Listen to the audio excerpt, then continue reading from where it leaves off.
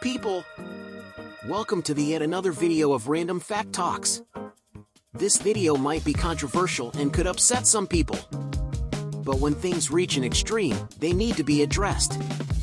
Before we dive into today's video, I have a quick request.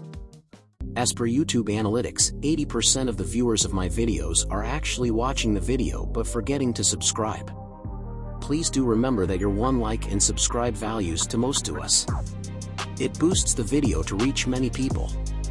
If you find the content is worth to share, please do like, share, subscribe and recommend for subscribe. Now let's dive into the topic. Breaking down the rainbow. LGBTQ+ stands for a community of people with various sexual orientations, gender identities, and expressions. Here's a breakdown of the acronym. When women attracted to other women, they are lesbian. Men attracted to other men, they are gay. People attracted to more than one gender are bisexual. People whose gender identity differs from the sex assigned at birth are transgenders, and so on.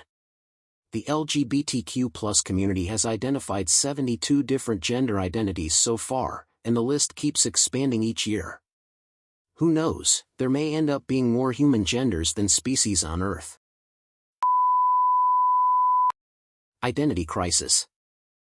How many of you remember the transition from being a kid to an adult?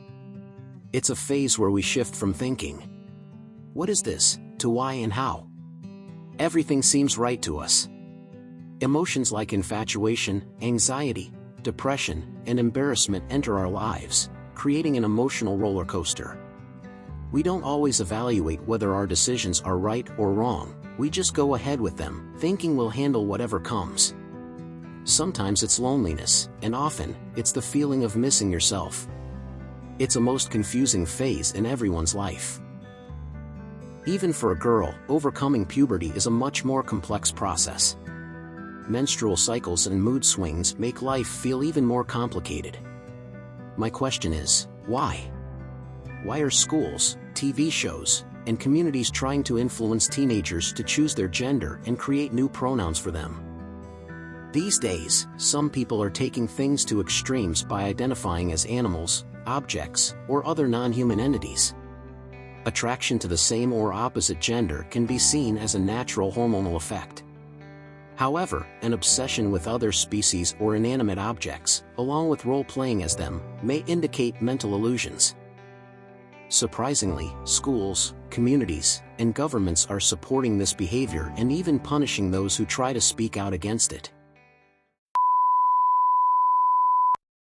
You just don't have a physical copy on you at the moment? That's my preferred method of identification. And this is? It's a cat collar. I'm currently identifying as a cat. Fair enough. The information here on the tag, I'm assuming belongs to you, the boyfriend? Yeah, it's so rude. I hope you know I'm recording. Well, wasn't my intention to offend you, but he just identified as a cat and you're wearing a Harriet's Waltz t-shirt, so forgive me if I came to a conclusion that you guys are involved in some sort of a homosexual arrangement. I'm not mad that you think we're together, but you're using gendered language. Besides, I'm not his boyfriend, I'm his owner. Okay. Well, look, we can do this the hard way if you'd like. I can have this car towed, because last I checked, a cat is not licensed to operate a motor vehicle in the state of California. We can have animal control come get you, take you to a shelter where your owner can retrieve you for a fee of $70 after you're given the necessary immunizations, which do include a rabies shot, possibly even spayed or neuter, whichever you prefer or identify with.